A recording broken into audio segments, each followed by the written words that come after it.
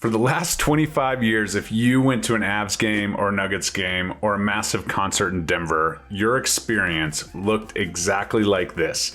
You parked in a massive sea of 55 acres of flat asphalt. You walked to the arena, you watched the event.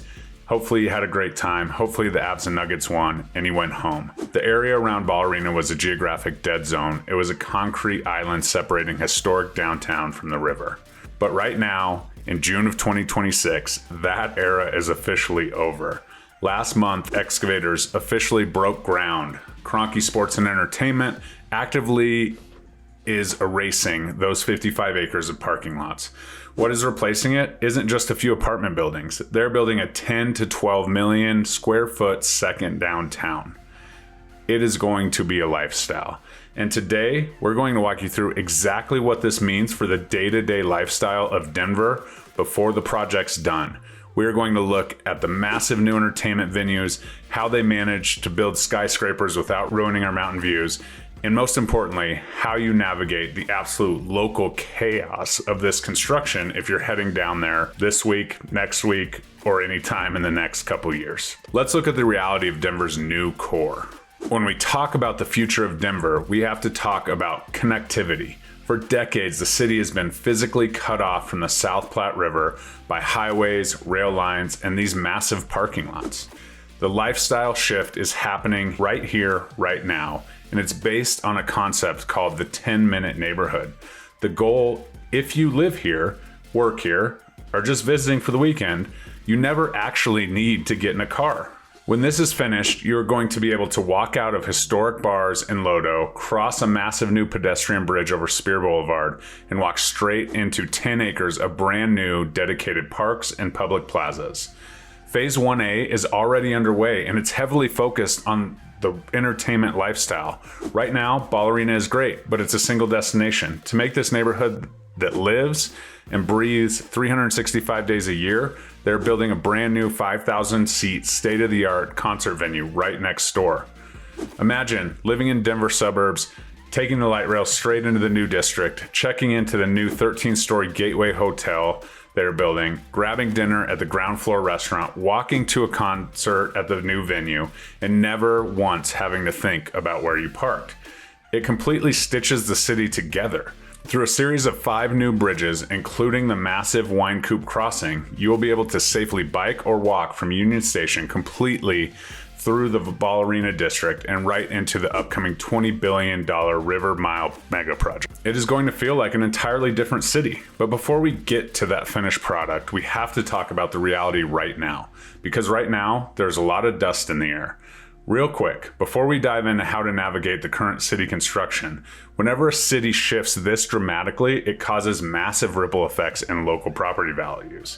If you own a home anywhere in the Denver metro and you want to know exactly how mega projects like this or the current 2026 inventory levels are impacting your specific equity, you need real data, not just an automated estimate. Scan the QR code on the screen or click the link below for a free quick home evaluation.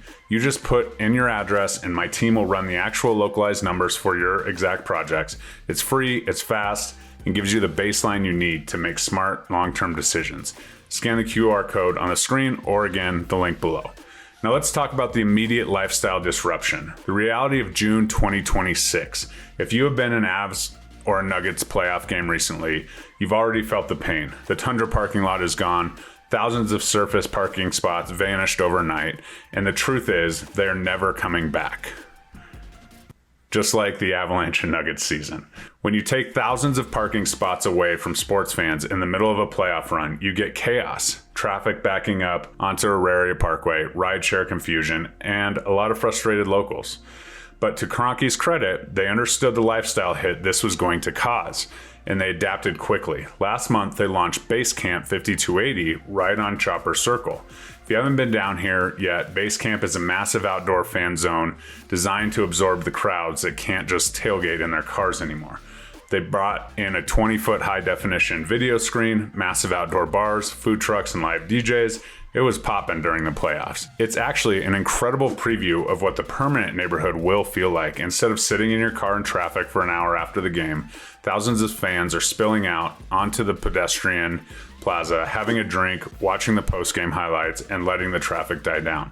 But from a practical standpoint, if you are coming downtown this week, my advice as a local is to change your habits now. Stop trying to park next to the glass. Utilize RTD light rail, park across the river in Jefferson Park, or walk the pedestrian bridges, or use the dedicated rideshare drop-offs. The asphalt is gone, so the way we interact with this arena has to change with it. Let's look at how they're actually designing this place to ensure it still feels like hometown Denver. When you start talking about building 10 to 12 million square feet of high rises, the immediate fear from locals is that we are going to wall off the city completely and lose our views of the Rocky Mountains. And in Denver, the Mountain View Plains are sacred. They are literally protected by city law. During the planning phase, the developers ran into a massive architectural puzzle. To get the density they needed to make the project profitable, they had to build tall. But if they built too tall in the wrong spots, they would violate the old City Hall view plane, blocking the mountains from historic downtown.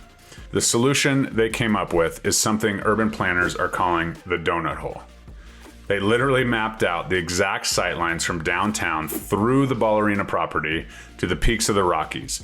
They designed the entire neighborhood around that invisible line. So the buildings on the edges of the property will be massive, towering high-rises.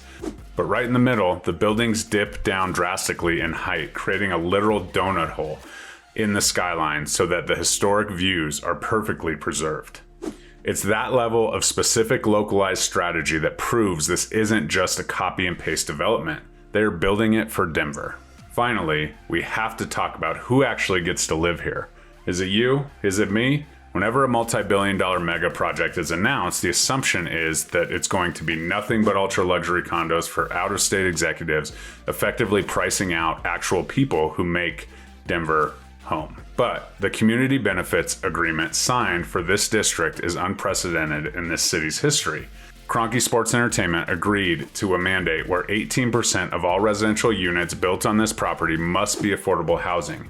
We aren't talking about a separate, lower quality building tucked away in the corner. We're talking about integrated, affordable units mixed right in with the market rate apartments. On top of that, they established a $16 million community investment fund. Why does this matter? Especially to the lifestyle? Because neighborhoods only work if it has soul. If a district is exclusively filled with part-time luxury condo owners, it feels sterile. By forcing economic integration and heavily funding the surrounding communities, the goal is to create a neighborhood where the barista making your coffee, the teacher working at the local school, and the executive working in the high-rise can all actually afford to share the same sidewalks. This is what creates a vibrant, safe, and desirable place to be. We are in the very early days of a 20 to 25 year evolution. The cranes are going to be a permanent fixture in our skyline for a long time. There will be traffic delays, there will be headaches, and there will be a lot of nostalgia for the days when you could pull your truck right up to the arena doors. But what is waiting on the other side of this construction is a radically elevated version of Denver, a city that is connected, walkable, and built for the future. And as the city evolves, your real estate strategy has to evolve with it. If you want to see exactly where your property stands in today's market, don't forget to scan the QR code on the screen or click the link below for that quick home evaluation. It takes 2 minutes and it gives you real actionable data. I want to hear from you down in the comments. What is your favorite memory from the old Ball Arena parking lots? And are you excited about what's replacing them? Let me know below and I'll see you on the next video.